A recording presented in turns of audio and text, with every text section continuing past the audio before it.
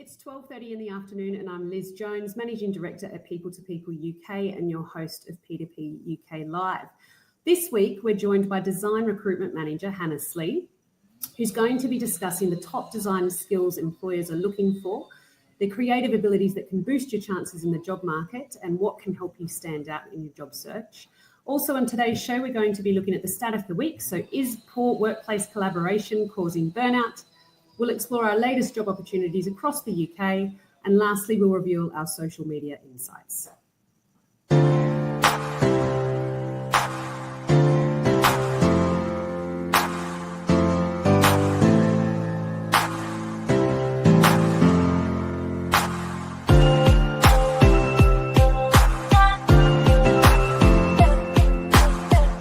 Hey, Hannah, thanks for taking the time to chat with me.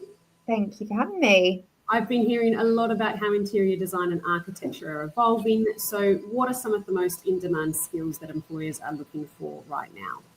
Yes, good question. So the industry is definitely changing, and designers today need to be more tech savvy and I guess adaptable than they ever have been.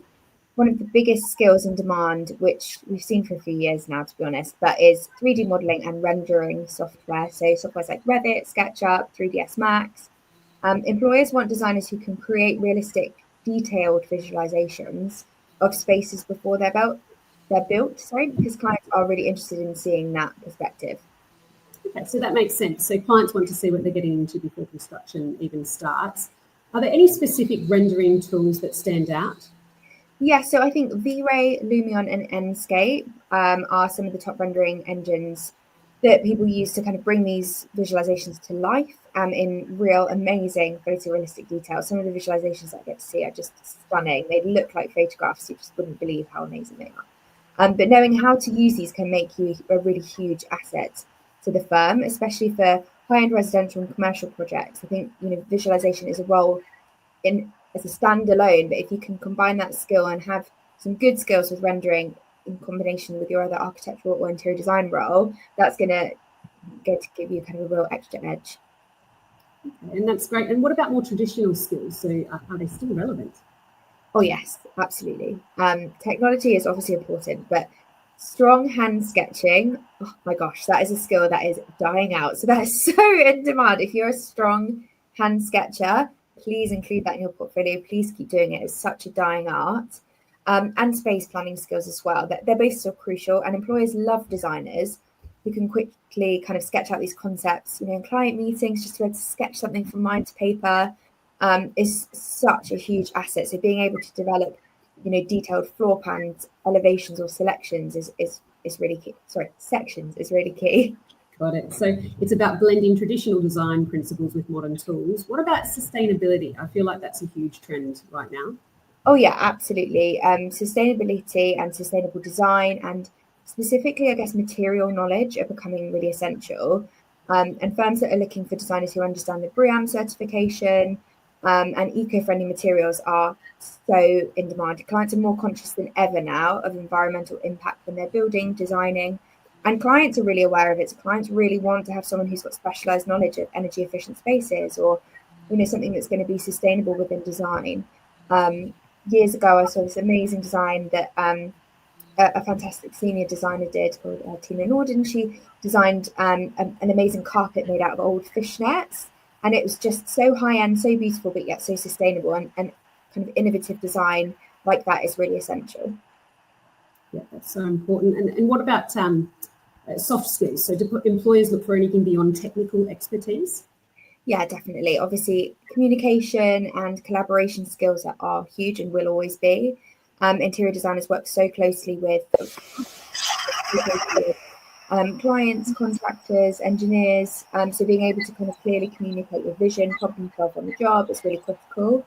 And that being said as well, linking it all together is project management skills. So budgeting, scheduling, vendor coordination. In bigger companies, that's a role in itself. In smaller companies, that's a combined role.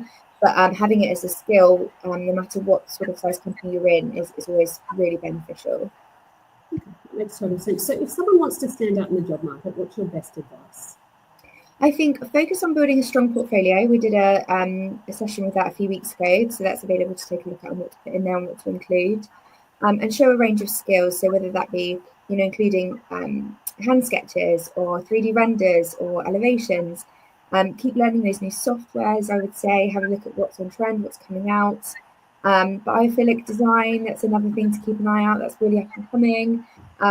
Smart home technology, everything that you know is new and wanting to kind of get involved with, put in your portfolio to show you're interested or doing it.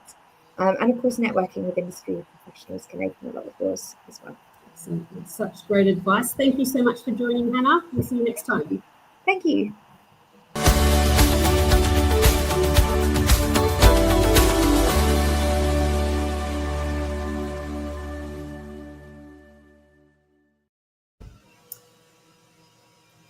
It's time to take a look at some hot jobs in the UK. So we're looking for a marketing manager, interior design business in London, paying £38,000 to £40,000. We're looking for a sales and design consultant in a furniture business in London, paying £38,000 plus comms.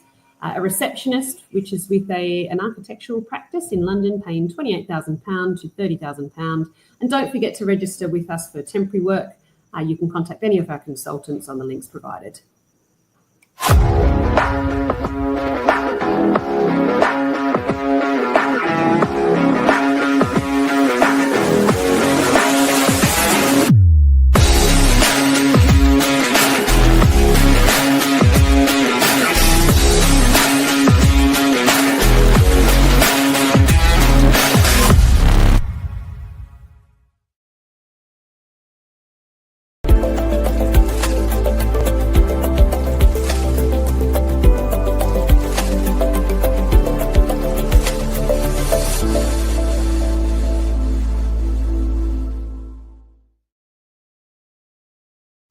It's time to take a look at the stat of the week. And this week, we're taking a look at an article by HR News. It's titled Poor Workplace Collaboration. So is this causing burnout?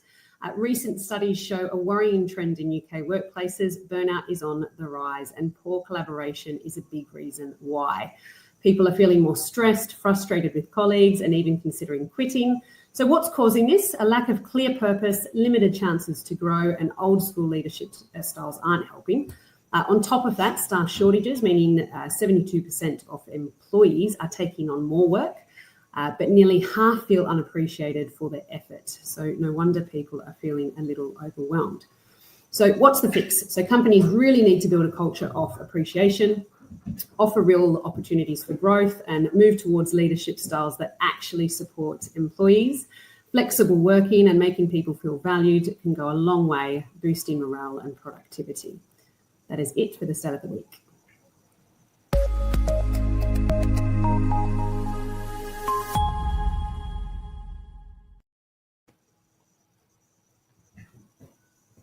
It's time to take a look at the social media poll results. So last week we had, do you think AI is a threat or an opportunity for the design industry? Only 40% of you said that it was a threat and 60% said that it was an opportunity. If you'd like to get involved in this week's poll, would you accept less pay to work from home? Yes or no? That is it for P2P Live this week. Thank you for joining. We'll see you all next Friday at 12:30.